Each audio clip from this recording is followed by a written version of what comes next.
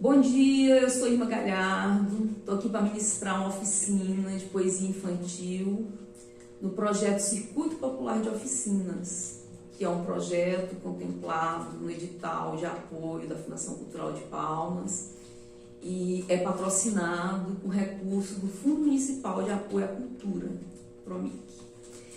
Essa oficina, ela foi marcada para ser em tempo real, ela começaria agora no canal do YouTube dos Meninos de São João, Ponto de Cultura Meninos do São João.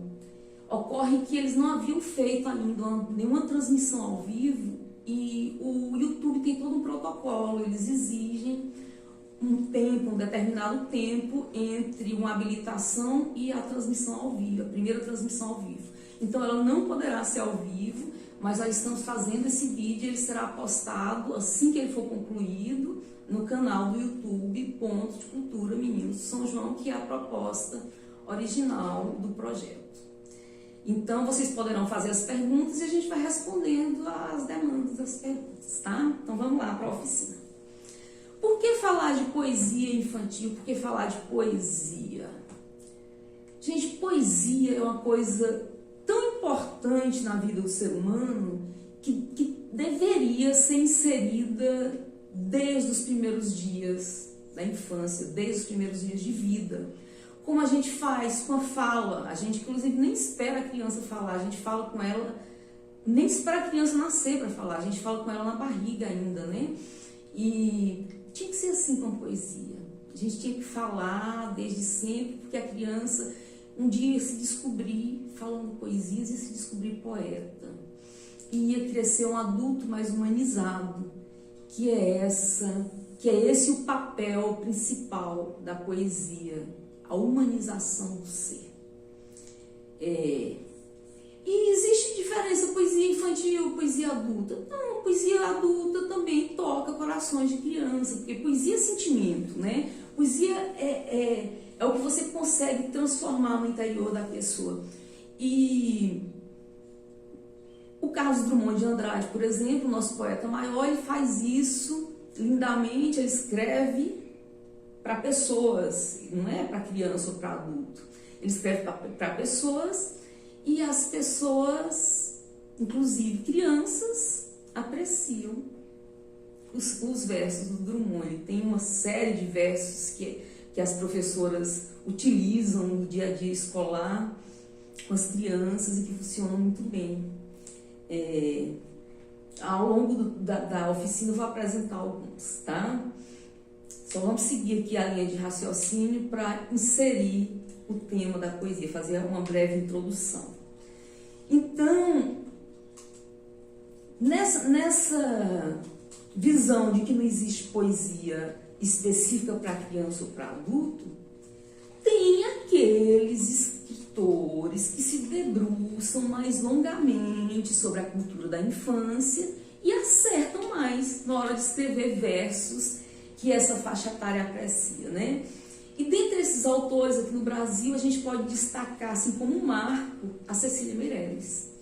A Cecília Meirelles, estou aqui com o livro dela, que é um poema, O Menino Azul, muitos de vocês devem conhecer, mas ela abusa do lirismo, ela abusa do ritmo, ela abusa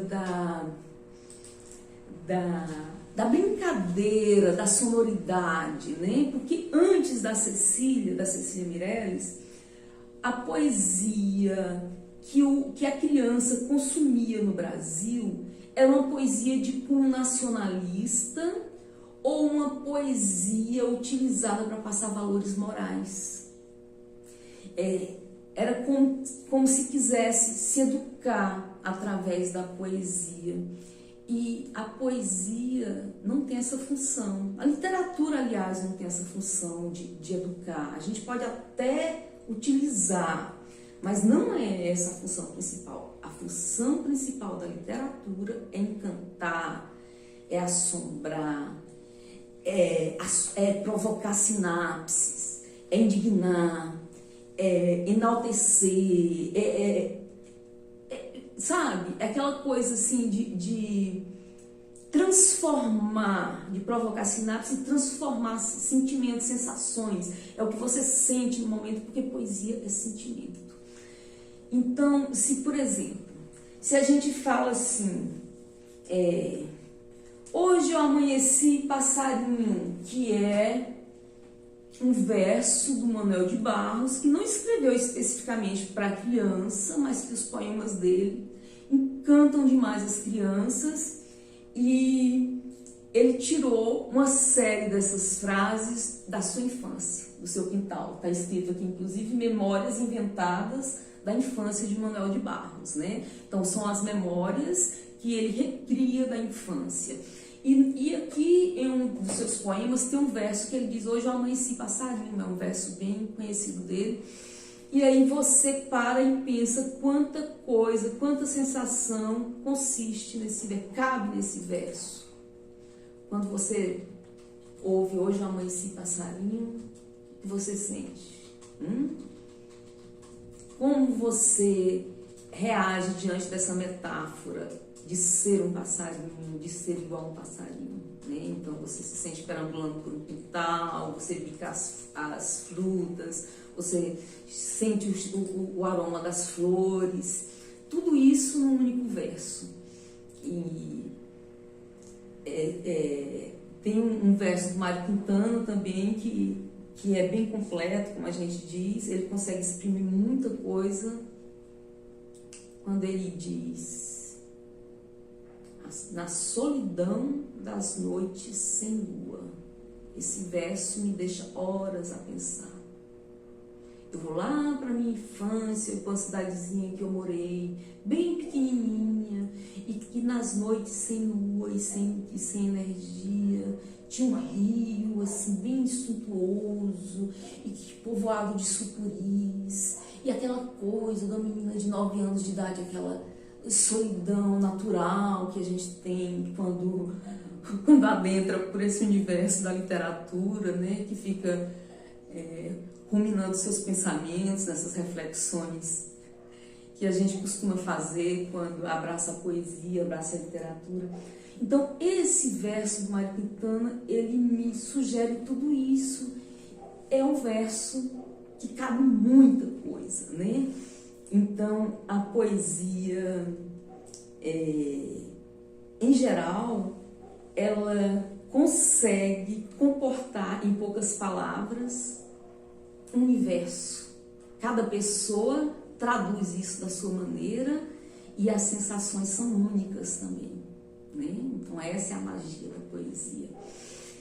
E só completando aqui a nossa introdução, a gente começou falando da Cecília Meirelles e aí passou por Manuel de Barros. Vamos voltar na Cecília para deixar pontuado a importância da Cecília Meirelles na poesia infantil brasileira. Ela quebra esse paradigma que tinha sido implantado pelos poetas parnasianistas, principalmente pelo Olavo Bilac, pelos anteriores, né? Mas principalmente pelo parnasianista Olavo Bilac, porque ele fazia versinhos, quadrinhas, que nós, crianças, nós estudantes, decorávamos para falar no centro cívico, para falar no Grêmio. Eu fui uma pessoa que falei Olavo Bilac. E eu vou falar aqui, vou dar um exemplo de como era a poesia antes de Cecília Meirelles. Como ela tinha uma preocupação em passar algum valor moral ou alguma coisa do país, algum amor pela pátria. Essa do Bilac é sobre o dia do trabalho e sobre a importância de se trabalhar. Ela dizia assim: tal como a chuva caída fecunda a terra no estio, para fecundar a vida o trabalho se criou. Feliz quem pode orgulhoso dizer: nunca fui vaidoso, e se hoje sou venturoso, devo ao trabalho o que sou. Então é o Olavo Bilac tentando implantar, tentando sugerir, tentando incutir ali na criança o valor moral do trabalho, né? E assim foi com, por exemplo, o Gigante Basiliano, da nossa literatura, lá ainda no início do século XX, que tinha aquela preocupação de enaltecer os valores da pátria, exatamente para despertar esse amor pelo país. Aí vem a Cecília e quebra isso. Ela fala, não, criança tem que ouvir poesia com ritmo, com brincadeira, com sonoridade. E aí ela lança o Isso, Aquilo, né, que tem poemas maravilhosos que se eternizaram, que são clássicos hoje da literatura infantil. Por exemplo, A Bailarina, que todos nós praticamente conhecemos e que as crianças amam, como a Cecília Meirelles acertou nesse poema, né? Essa menina tão pequenina quer ser bailarina, não conhece o dó nem o ré, mas sabe ficar na ponta do pé. Não conhece o mi nem o fá, mas inclina o corpo pra cá e pra lá. Roda, roda, roda com os bracinhos no ar e não se cansa de tanto rodar. Põe na cabeça uma estrela e um véu e diz que caiu do céu.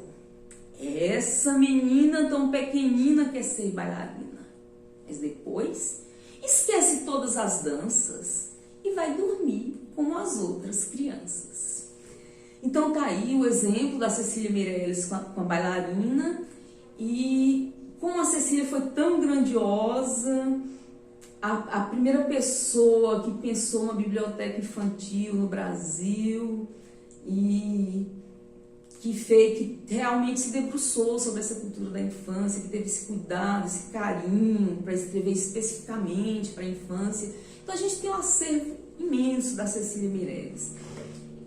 Vou falar um outro aqui dela que eu gosto muito e que é uma boa sugestão para os professores trabalhar a letra C, a sonoridade, né? Porque ela faz uma brincadeira com esse som da letra C. Vamos lá? O Colar de Carolina.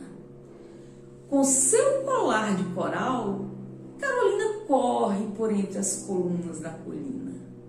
O colar de Carolina colore o colo de cal e torna corada a menina.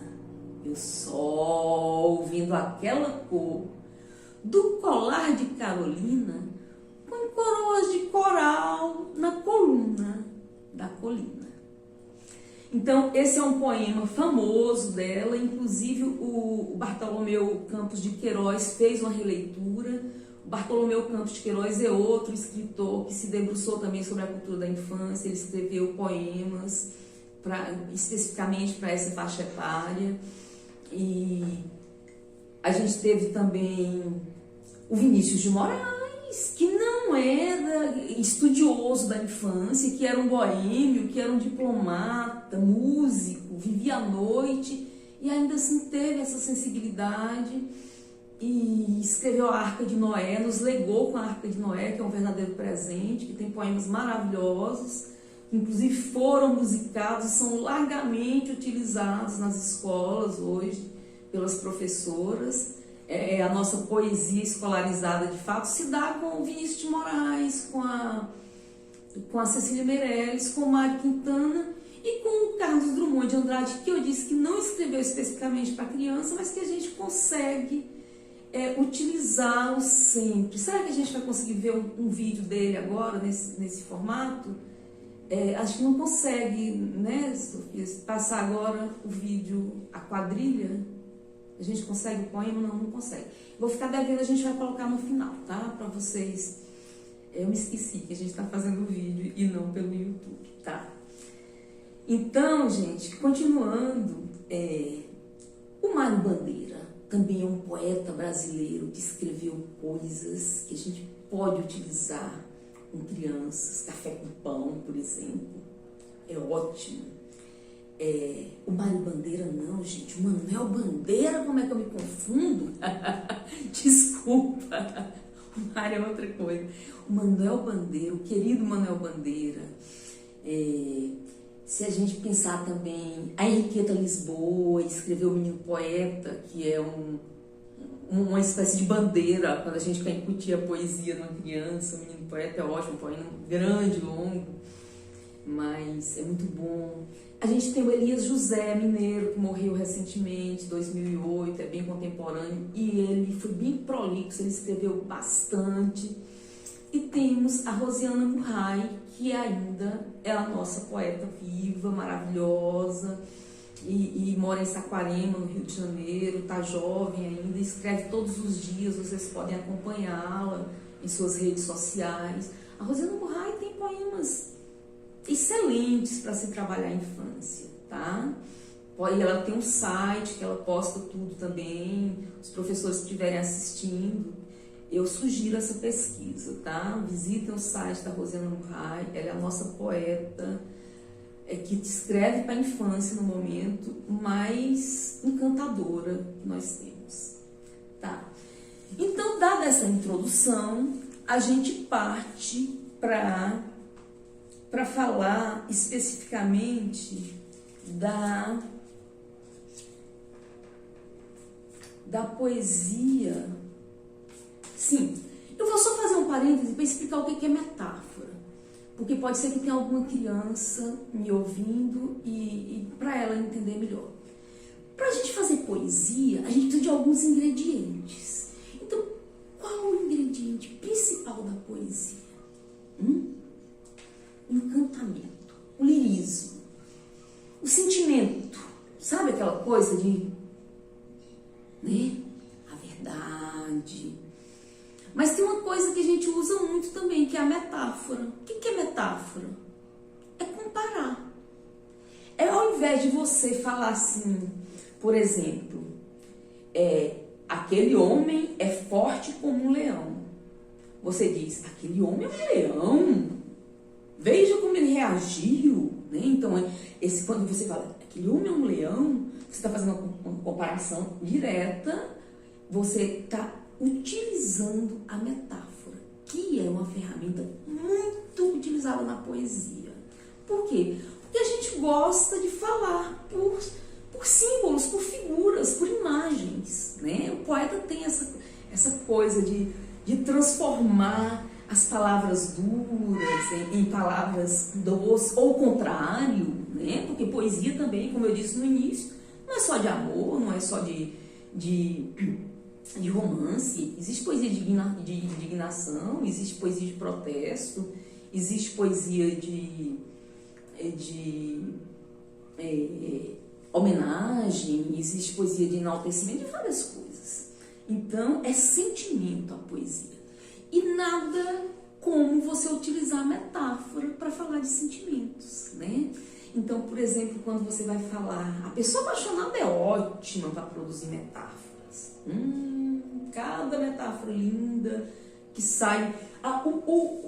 O poeta nato, como o Manuel de Barros, me produziu tantas metáforas que vocês não imaginam. Maravilhosas, todas relacionadas à natureza. Assim, uma coisa bem suave, bem poética mesmo, bem encantadora, né? A gente se derrete com os poemas dele. E a gente tem aqui no Brasil também um outro poeta, e tem, porque ele se eternizou, é nosso patrimônio, o Mário Quintana. O Quintana, ele era tido como o poeta da ternura, porque ele tinha essa coisa de produzir metáforas ternas, assim, que é uma coisa maravilhosa, né? Eu vou ler aqui um poeminha do Quintana, que ele escreveu para essa faixa etária da infância mesmo. É o Pirulim. Olha, em cima do meu telhado, pirulim, lulim, lulim. Um anjo todo molhado soluça no seu flautim. O relógio vai bater, as molas rangem sem fim. O retrato na parede fica olhando para mim. E chove sem saber por quê. E tudo foi sempre assim. Parece que vou sofrer. Pirulim, lulim, lulim. Então, o Mário Quintana, esse poeta dessa sensibilidade, abusava muito que é o lirismo? Quando eu disse que é o ingrediente assim, né, que a gente tem que colocar na poesia. O lirismo é exatamente o encantamento. Porque poesia, gente, ela não existe só de forma escrita, não, tá? A forma escrita da poesia se chama poema. Mas poesia é sentimento. Poesia é a sensação que você vive diante de determinada coisa, diante de determinada situação, diante de determinado momento. Então, por exemplo, você vê poesia nas artes plásticas demais, você vê poesia na música, você vê poesia em todas as modalidades artísticas, você vê poesia em tudo, se você quiser. Porque a poesia, ela existe em tudo. A gente só precisa ter paciência para ir lá e extrair a poesia das coisas, né? É uma verdade tão grande isso que eu estou dizendo, que existe poesia até na pedra, se a gente parar para pensar. Existe poesia até numa porta, como tão bem extraíram o nosso poeta Carlos Drummond de Andrade, com o poema A Pedra, né? E o nosso poeta Vinícius de Moraes, com o poema A Porta. Eu vou falar os dois e vocês vão... são poemas bem conhecidos, são clássicos, possivelmente vocês conhecem, mas a gente traz agora para ilustrar essa minha fala, né? Então a gente começa com o Drummond extraindo um poema da pedra no momento de muita dor, no momento que ele perde o filho recém-nascido e que ele utiliza a metáfora da pedra para exprimir essa dor, que era tão forte, tão, né, assim, estava acabando tanto com ele, que ele usou a metáfora da pedra. Ele disse que tinha uma pedra no meio do caminho. E com isso, ele escreveu um poema muito polêmico, um poema muito famoso, exatamente porque cheio de sentimento. E a metáfora da pedra deixou ele enigmático, né? Então vamos lá, na pedra do Drummond. Tinha uma pedra no meio do caminho, no meio do caminho tinha uma pedra. Tinha uma pedra no meio do caminho, no meio do caminho tinha uma pedra. Jamais me esquecerei daqueles dias, na vida das minhas retinas tão fatigadas. Tinha uma pedra no meio do caminho, no meio do caminho tinha uma pedra. Então, é esse poema, né? Ele conseguiu extrair poesia de uma coisa que muita gente só se utiliza para arremessar, né? Uma pedra. Então, a gente pode sim extrair poesia de tudo. E agora eu falo o poema A Porta, do Vinícius de Moraes, para vocês verem que o Vinícius foi mais divertido e foi lá e conseguiu produzir um poema a partir de uma porta. Eu sou feito de madeira, madeira, matéria morta. Mas não há coisa no mundo mais viva do que uma porta. Eu abro bem prazenteira para passar a cozinheira. Eu abro de supetão para passar o capitão. Eu abro bem com cuidado para passar o namorado. E eu abro devagarinho para passar o menininho. Eu só não abro para aquele que diz, e a mim bem pouco importa, que se uma pessoa é burra como uma porta. Então tá aí um trecho do poema A Porta, do Vinícius de Moraes. Vocês viram que ele, com maestria, conseguiu tecer esses versos a partir de uma porta, né? Então, eu costumo dizer que a poesia está em todo lugar. E pensando nisso, eu fiz uns versos, poesia em tudo, que eu faço brincadeira, inclusive, com a porta e com a pedra do Drummond. Eu falo assim: a poesia está em todo lugar, Só não vê quem não sabe olhar. A criança não tem pressa e o poeta também não.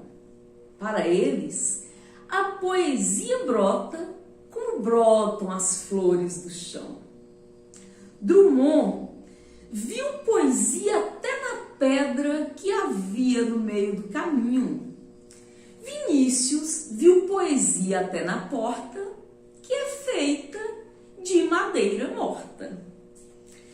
Então, esses versos é exatamente para incentivar a criança a extrair poesia, mostrar para ela que ela está numa fase, sim, ótima para se extrair poesia, porque tem essa sensibilidade, que aqui eu uso a metáfora do tempo, né? Eu falo que ele tem tempo, a criança tem tempo, não tem pressa, o poeta também não. Mas essa pressa, na verdade, é a sensibilidade, né? É você ter aquele olhar poético diante das coisas, diante da vida, diante das situações. Temos algumas dinâmicas, sugestões de dinâmica para os professores que querem trabalhar poesia na sala de aula, tá? Então, uma boa sugestão é, por exemplo, a dinâmica do leque. Como é que você faz essa dinâmica? Você pega um papel e escreve aqui, só para eles poderem saber como dobrar, escreve número 1, 2, 3, 4, até 12, vai escrevendo, né? Então, eles vão dobrar como se dobra um leque, né? É bom que trabalhe um pouco, coordenação motora. E aqui está o meu leque, que eu já havia dobrado com antecedência, e fica o leque. Então, a professora vai e escreve um verso na primeira linha, no número 1, para começar a poesia, que vai ser uma poesia coletiva, tá? Caso as crianças não saibam escrever ainda, a professora se encarrega de ouvir as frases, faz um círculo e vai falando. Ela fala a primeira, por exemplo, a primeira frase, o primeiro verso que ela vai fazer, né? Então ela fala assim: como eu gostaria de andar de bicicleta. Um exemplo, né? Aí ela fala: vai agora, Joãozinho. E aí, o que você... Me dá um verso. Antes ela vai conversar sobre a dinâmica, né? E aí o Joãozinho vai falar, por exemplo: saí a pedalar nesse dia tão bonito. Aí você, Maria, e aí a Maria vai dizer assim: então passo na casa da minha amiga. Aí a Luísa já vai dar outra frase, e o Manuel vai dar outra frase, o Pedro vai dar outra frase, e a professora vai anotando, caso eles não saibam anotar, e no final fica um poema que ela lê o poema completo. É uma brincadeira, é um treino bom, porque desperta, vai praticando também, e é uma técnica baseada numa técnica de artistas franceses, de artistas plásticos franceses. Na pintura, eles utilizam isso na pintura, que é o cadáver esqui, é você pegar 3 partes, geralmente o quadro ele vem com uma parte de um lobo, outra parte de gente, outra parte de um pato, ou um bicho diferente, ou alguma coisa assim. É você pegar partes aleatórias e fazer colagem, né? Então, essa dinâmica do leque, poesia no leque, que a gente chama, é uma dinâmica baseada nessa técnica cadáver esqui, que é lá da pintura francesa. E aí a gente pode diversificar. Se as crianças escrevem, você vai passando na roda, cada um escreve o seu próprio verso, cria lá no momento, pensa. Às vezes ele é tímido, não quer falar em voz alta, ele só escreve. No final a professora lê tudo. Também ele não precisa se identificar se não quiser, tá? Uma outra variante é você cortar tirinhas, né? E aí você escrever versos aleatórios também, olha pela janela, como eu fiz esses no dia que eu fiz. E aí você embaralha, distribui para as crianças, cada um pega um verso e lê. E a professora ou anota no quadro, conjunto, poema completo, ou só lê mesmo, ou faz a colagem numa cartolina, fica legal. Esse aqui eu escrevi na oficina passada, a gente está reutilizando. Então vamos só lê-lo para ver como é que vai ficar a poesia de hoje. Tudo está em harmonia.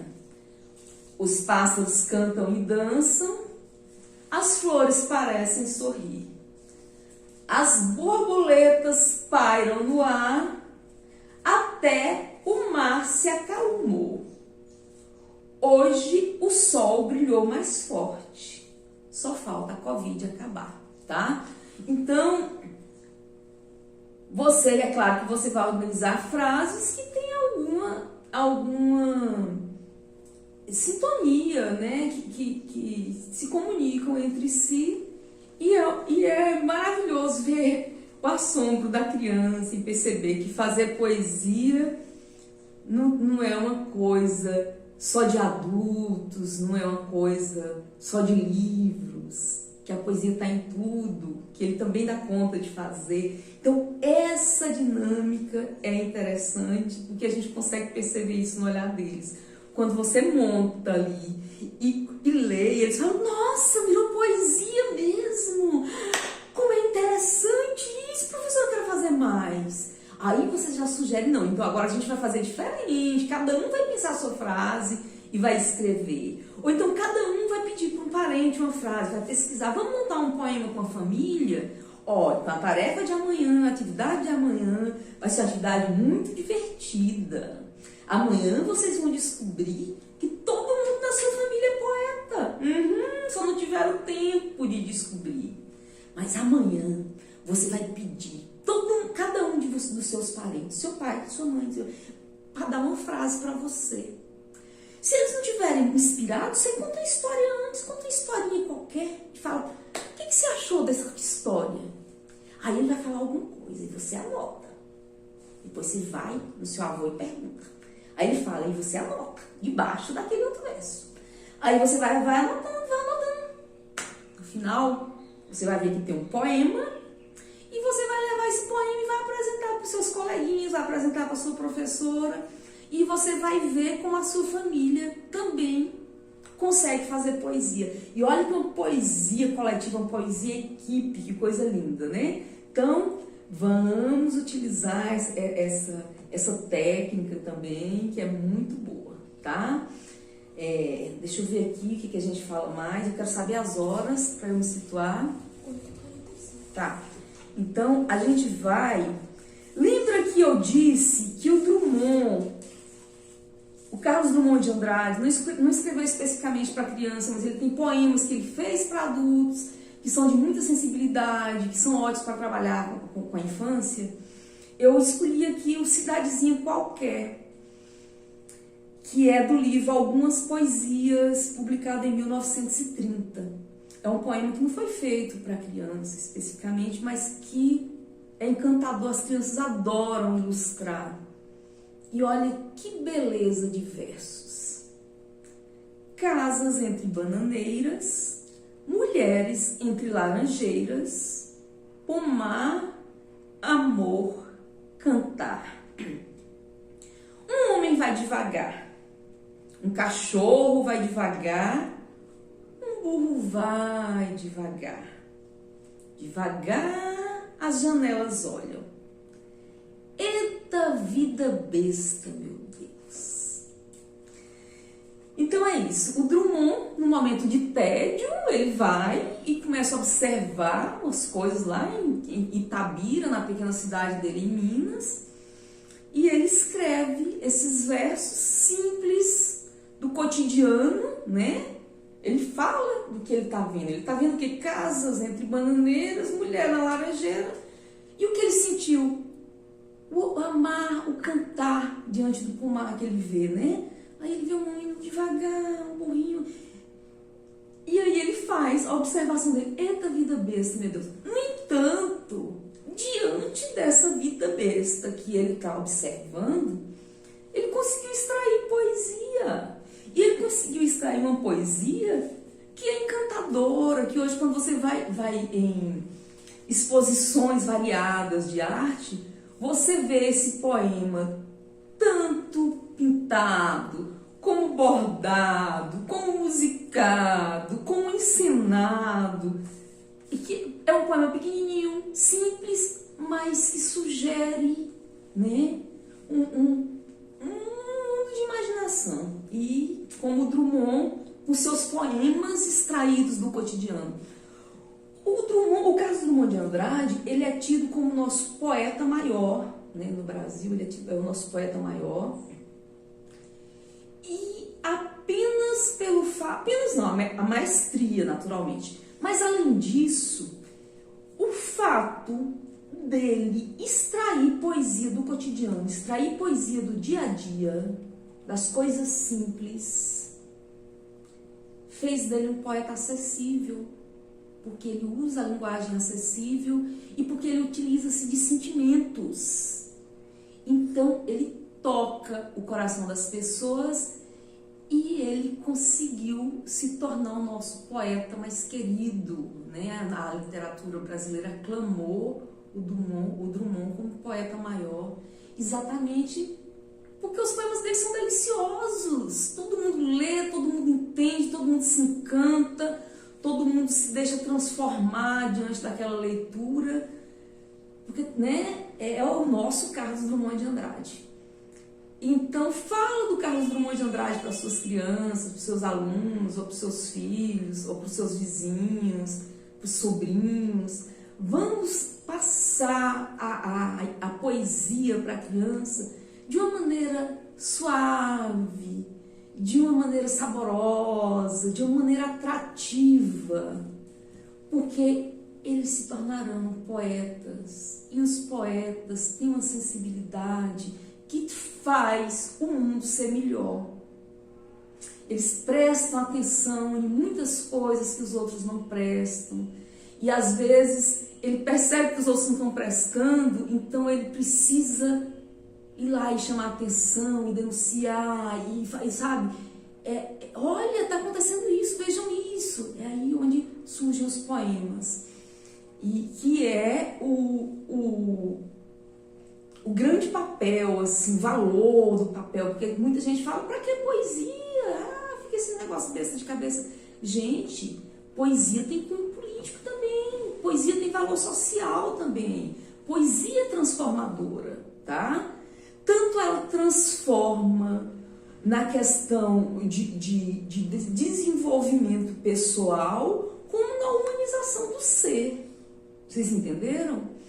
Então, a poesia é necessária. Ela é necessária como a água, como um alimento. Se a gente quer um amanhã melhor, se a gente quer pessoas humanizadas, pessoas com comprometimento social, com comprometimento ecológico, com comprometimento cultural, a gente precisa plantar a sementinha da poesia nas nossas crianças, porque elas serão os adultos que construirão essa sociedade tão almejada por nós, tá? Então vamos semear nesse solo fértil, vamos fazer acontecer, vamos fazer nossa história, segurar na mão da poesia e produzir poemas maravilhosos, seja em qualquer linguagem, seja em linguagem escrita, em linguagem musicada, em linguagem pintada, falada, qualquer uma das linguagens, desde que seja poesia, desde que seja sentimento, desde que seja transformador, tá? Eu acho que a gente já está quase se encerrando, me resta agora agradecer à Fundação Cultural pelo apoio, agradecer toda a equipe da Fundação Cultural pelo trabalho que eles vêm desenvolvendo, no sentido de possibilitar o bom andamento dos projetos, agradecer o Ponto de Cultura Meninos do São João, que está aí veiculando o projeto Circuito Popular de Oficinas, e agradecer a todos vocês que tiveram tempo e vontade de parar e falar um pouco sobre poesia comigo. Como eu disse inicialmente, esse vídeo está sendo gravado por problemas técnicos do YouTube. Ele vai ser postado. Se vocês quiserem fazer comentários, se vocês quiserem perguntar, podem colocar aí. A nossa equipe vai repassar para mim e eu vou responder com o maior carinho, tá? E só me resta então dizer: leiam poesias, façam poesias. Ah, mas eu vou me despedir com poesia. Claro, nós estamos numa oficina de poesia. Então, esse projeto, Circuito Popular de Oficinas, foi patrocinado com recursos do Fundo Municipal de Apoio à Cultura, PROMIC, da Fundação Cultural de Palmas. E eu encerro um poema da minha autoria, Mãe da Lua, que fala sobre um pássaro aqui do Tocantins. É um poema que eu produzi para encantar as crianças e conscientizá-las da necessidade da preservação desse pássaro, Mãe da Lua, que é aqui da nossa região. Então vamos lá. Mãe da Lua é um pássaro que surgiu de uma lenda, com seus hábitos noturnos e os seus olhos como fenda. Em seu canto, sua história e tristeza dão sinais, pois repete como um pranto: foi, e não voltou mais. Suas penas, quase sem cor, têm magia e o valor de camuflá-lo na mata. Entre pontiagudos galhos, o pássaro tão solitário sua descendência desata. Coloca um único ovo direto no pau, sem ninho. E o certo é que o ovinho será pássaro, para de novo será lenda de um povo, Mãe da Lua, ou passarinho. Com histórias de magia, saudades e muito luar, pois a lua, filha amada, ficou no céu a brilhar enquanto sua mãe caía, para nunca mais voltar. Então a mãe, tristemente, num pássaro se transformou. Se isolando nas matas, não atrai nem caçador. Em sua melancolia, nem aparece de dia, só para a filha, seu amor. E aí, quando anoitece, Mãe da Lua aparece para ver a filha amada. E entoa um triste canto, que mais parece um pranto de uma mãe desalentada. Lua, filha adorada, de você fui separada. Viver solitariamente é a pior coisa que existe. Bem disse Camões, brilhantemente. Repousa lá no céu eternamente e vive cá na terra sempre triste. E é assim que Mãe da Lua passa o dia a esperar que o encanto se acabe para ela então voltar, pegar a filha em seus braços e de novo entoar, sorrindo numa cantilena para sua filha ninar, versos que a vida inteira ela guardou para usar. Lua, lua, que vive no céu a brilhar, quantos sonhos tem aqui, quantas flores tem por lá, mudando assim a cantiga de quem com a vida só briga seu canto desalentador. Lua, filha, meu amor, como é triste e longa a dor. A minha felicidade foi e nunca mais voltou. Obrigada, gente.